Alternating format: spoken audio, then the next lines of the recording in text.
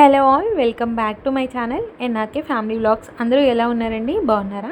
నేనైతే చాలా చాలా బాగున్నాను. మీ అందరూ ఎలా ఉన్నారో అయితే నా కామెంట్ సెక్షన్లో పిన్ చేయండి. ఇంకా ఈరోజు వచ్చేసి నా డే 13 వెయిట్ లాస్ జర్నీలో ఎలాంటి ఫుడ్ తీసుకున్నాను అని చెప్పేసి అయితే మీతో షేర్ చేసుకుంటాను. అయితే ప్రీవియస్ డే నేను పెసరపప్పు చారు అయితే చేశాను కదండి, అది మిగిలిపోయిందనమాట.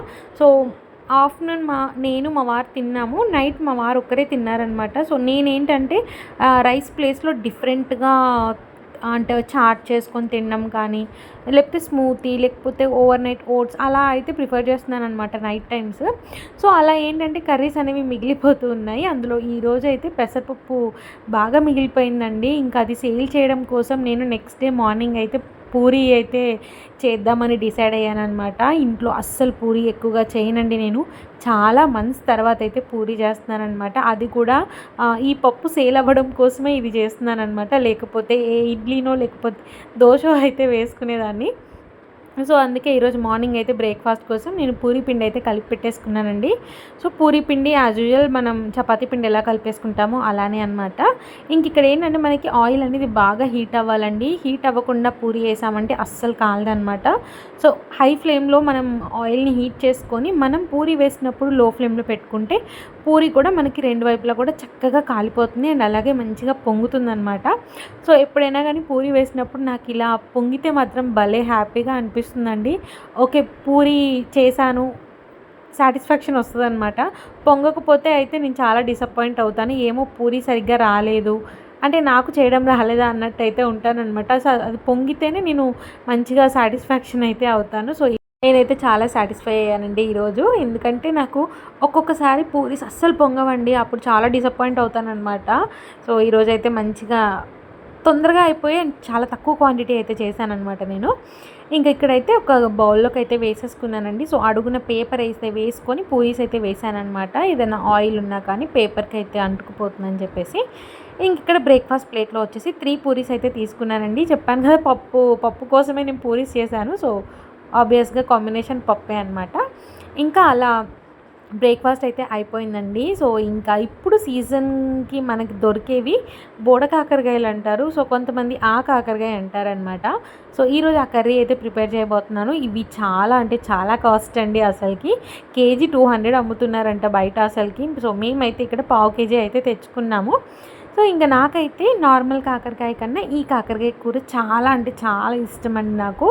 సో ఇంకా నేను ఎలా చేస్తానో అయితే మీతో షేర్ చేసుకుంటాను. సో ఇది కూడా సేమ్ నార్మల్ కాకరకాయ లాగానే అనమాట. ఇంకా ఫస్ట్ అయితే వీటిని వాష్ చేసుకున్న తర్వాత మంచిగా మనం వీటిని బాయిల్ అవ్వనియాలండి. సో లోపల సీడ్స్తో సహా మంచిగా మనకి బాయిల్ అవ్వాలన్నమాట. ఒక 50% బాయిల్ అవుతున్నప్పుడు మనం ఒక హాఫ్ టేబుల్ స్పూన్ సాల్ట్ అయితే యాడ్ చేసుకోవాలండి. యాడ్ చేసుకున్నాక ఇంకా మిగతా 50% కూడా బాయిల్ అయిన తర్వాత ఇలా నేను సపరేట్గా అయితే ఫిల్టర్ చేసేసుకున్నాను. సో చేసుకున్న తర్వాత అంటే వాటర్ నుంచి వీటిని సపరేట్ చేసేసుకున్నాను. సో ఇప్పుడు వచ్చేసి దీనికి ఫ్రంట్ అండ్ బ్యాక్ అయితే ఆ చిన్న పార్ట్ ఉంటుంది కదా, వాటిని అయితే కట్ చేసేసుకొని ఒక్కొక్క కాయకి ఒక 3 ఘాట్లు ఉండేలాగైతే చాక్తో అయితే ఇలా జస్ట్ ఏమంటారు ఘాట్లు అయితే పెడుతున్నానండి. సో ఇంకా ఇలా అన్నిటికి కూడా చేసేసుకొని వీటిని మనం ఆయిల్లో డీప్ ఫ్రై చేయాలన్నమాట. మీలో ఎవరైనా నా ఛానల్ని కనుక ఫస్ట్ టైం చూసినట్టయితే ఒకసారి నా ప్రీవియస్ వ్లాగ్స్ చెక్ చేయండి. ఒకవేళ మీకు నచ్చితే మీకు కొంచెమన్నా హెల్ప్ అవుతాయి అనుకుంటే నా ఛానల్ని సబ్స్క్రైబ్ చేసుకొని అలాగే చిన్న లైక్ చేసి షేర్ చేసి కామెంట్ చేయడం మాత్రం మర్చిపోవద్దు. ఇంక ఇక్కడ చూసారు కదండి. సో అన్నీ కూడా చక్కగా ఫ్రంట్ అండ్ బ్యాక్ పార్ట్ అయితే కట్ చేసుకొని ఘాట్లు అయితే పెట్టేసుకున్నాను. సో దీనికి సరిపడా ఆయిల్ అయితే నేను బాండీలోకి అయితే వేసుకొని హీట్ అయ్యనిచ్చాను అనమాట. హీట్ అయిన తర్వాత ఇంకా ఈ కాకరకాయలన్నిటిని కూడా చక్కగా మనం ఫ్రై చేసుకోవాలండి. సో ఏ పచ్చిదనం లేకుండా అంటే పచ్చి వాసన రాకుండా మంచిగా ఫ్రై చేసుకోవాలన్నమాట. మధ్య మధ్యలో అటు ఇటు తిప్పుకుంటూ లైట్ గోల్డెన్ కలర్ వచ్చేంత వరకు మనకు ఫ్రై చేసుకోవాలి. సో మీలో ఎంతమందికి ఈ కర్రీ అంటే ఇష్టమో నాకు కామెంట్ చేయండి. సో నాకైతే దీని లోపల ఉన్న సీడ్స్ అయితే చాలా అంటే చాలా ఇష్టం. అందుకే ఈ సీజన్ వచ్చినప్పుడు మాత్రం ఖచ్చితంగా ఈ కర్రీని ఎప్పుడు చేస్తూనే ఉంటానన్నమాట. ఇంక ఇక్కడైతే చూసారు కదా మనకి కలర్ అయితే చేంజ్ అయిపోయిందండి. సో ఇప్పుడైతే నేను వీటన్నిటిని కూడా ఒక ప్లేట్లోకి అయితే తీసుకుంటున్నాను. ఇంకా ఆయిల్ కొంచెం ఎక్కువ ఉండేనండి. సో దాన్ని నేను పక్కకి సపరేట్ చేశాను అనమాట. అంటే కొంచెం తీసేసాను. సో ఎంతైతే కావాలో అంతైతే ఉంచుకున్నాను. తర్వాత దాంట్లోకి ఆవాలు, జీలకర్ర, పచ్చెనగపప్పు, మినప్పప్పు, పచ్చిమిర్చి, వెల్లుల్లిపాయలు, కరివేపాకు అయితే వేసుకొని అవి కొంచెం ఫ్రై అవ్వనిచ్చానమాట. సో మనకి కలుపుకోవడానికి గ్రేవీ కావాలి కాబట్టి సో నేను ఆనియన్స్ క్వాంటిటీ అనేది ఎక్కువ తీసుకున్నాను. సో ఎలాంటి పేస్ట్ అలాంటిది ఏం తీసుకోలేదండి.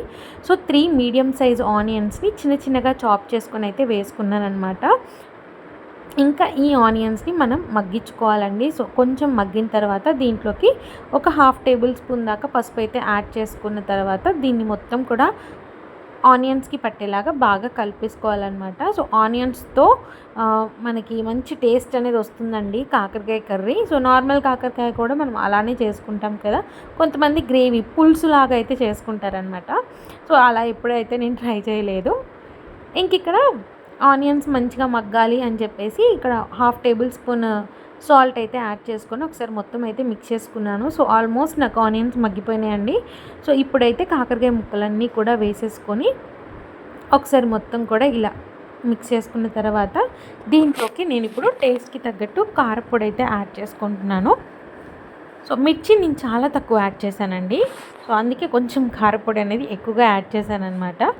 సో తర్వాత దీంట్లోకి ధనియాల పౌడర్ అనమాట. ఇంకా కావాలంటే జీరా పౌడర్, గరం మసాలా ఉంటే అవి కూడా యాడ్ చేసుకుంటే మంచి టేస్ట్ అయితే వస్తుందన్నమాట. ఇంకా కారము, ధనియాల పౌడర్ మొత్తం కూడా మిక్స్ అయ్యేలాగైతే కలిపేసుకొని దీన్ని ఒక 2 మినిట్స్ పాటు లో ఫ్లేమ్లో ఫ్రై చేసుకుంటే మనకి కర్రీ అయితే రెడీ అయిపోతుందండి. ఇంకా ఈరోజు అయితే మీల్ ప్లేట్ సింపుల్గా నిన్న చేసిన చుక్కకూర పచ్చడి అండ్ అలాగే బోడకాకరకాయ కర్రీ అండ్ అలాగే సలాడ్ కింద అయితే కీరా అయితే తీసుకున్నాను. సో ఇంట్లో నాకు కీరా అవైలబుల్గా ఉందండి. సో లంచ్లో అయితే మ్యాక్సిమం అదే అయితే తీసుకుంటాను నేను. అలా సింపుల్గా లంచ్ అయితే కంప్లీట్ అయిపోయిందండి. ఇంకా ఇక్కడ వచ్చేసి నేను నైట్ డిన్నర్లోకి అయితే ఓవర్ నైట్ ఓట్స్ లాగా సో మార్నింగ్ ఓట్స్ అయితే సోక్ చేసి పెట్టుకున్నాను. ఏంటి అని అంటే మార్నింగ్ లేవగానే నేను ఓట్స్ అండ్ చియా సీడ్స్ అయితే సో మిల్క్లో సోక్ చేసి ఫ్రిడ్జ్లో అయితే పెట్టేశానండి. సో నైట్ కల్లా నాకు మంచిగా ఇవన్నీ కూడా మంచిగా సోక్ అయిపోయాయి అనమాట. ఇప్పుడు దీంట్లోకి నేను కొంచెం హనీ అయితే యాడ్ చేసుకొని ఒకసారి మొత్తం అయితే మిక్స్ చేసుకున్నాను. ఇంకా దీంట్లోకి మనకి నచ్చిన ఫ్రూట్స్ అయితే యాడ్ చేసుకొని తినేయడమే అనమాట. సో రీసెంట్గా నాకు ఇది చాలా ఫేవరెట్గా అయిన బ్రేక్ఫాస్ట్, డిన్నర్ అని చెప్పచ్చండి. సో డిన్నర్లోకి తీసుకుంటూ ఉంటాను, మార్నింగ్ బ్రేక్ఫాస్ట్లోకి తీసుకుంటూ ఉంటాను అనమాట. ఇంక ఇక్కడ హాఫ్ బనానా అయితే యాడ్ చేశానండి. సో మీకు చూపిస్తున్నంత క్వాంటిటీ అయితే నేను డ్రాగన్ ఫ్రూట్ అయితే యాడ్ చేశాను. లాస్ట్ టైం నేను చాలా తక్కువ పీసెస్ యాడ్ చేశానని చెప్పాను కదండి. సో ఇప్పుడైతే కొంచెం క్వాంటిటీ అనేది హెవీగానే యాడ్ చేశాను. సో బనానా కొంచెం క్వాంటిటీ తగ్గించానండి. అసలుకి ఇది స్వీట్ ఉండదు కాబట్టి తినలేము. ఎంత హనీ యాడ్ చేసినా మనకి స్వీట్నెస్ సరిపోదండి.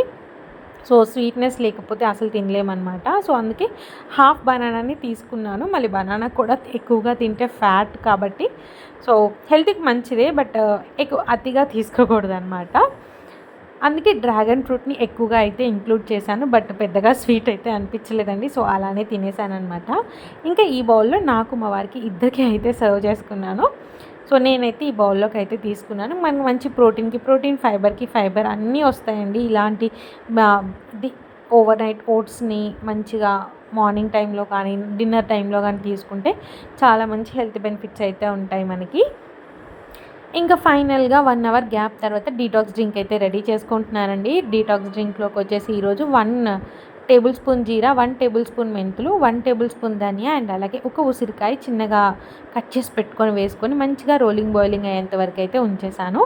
సో వన్స్ మనకి వాటర్ బాయిల్ అయిన తర్వాత ఫిల్టర్ చేసుకొని దీంట్లోకి చియా సీడ్స్ విత్ లెమన్తో అయితే నేను తీసుకున్నానండి. సో ఇదండి నా డే 13 వెయిట్ లాస్ జర్నీలో మార్నింగ్ నుంచి నైట్ వరకు నేను ఇలా అయితే ప్లాన్ చేసుకున్నాను.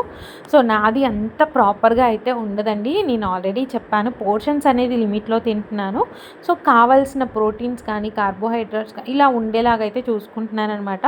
సో నాకు దాని గురించి పెద్దగా నాలెడ్జ్ లేదండి. అంటే ఇంత ప్రోటీన్ తినాలి, ఇంత కార్బోహైడ్రేట్స్ తినాలి అని చెప్పేసి ఉంటుంది కదా. సో అలా అయితే ఫాలో అవ్వట్లేదు. తినే దాంట్లో ఉన్నాయా లేవా అని అయితే చూసుకుంటున్నాను అనమాట, అంతే.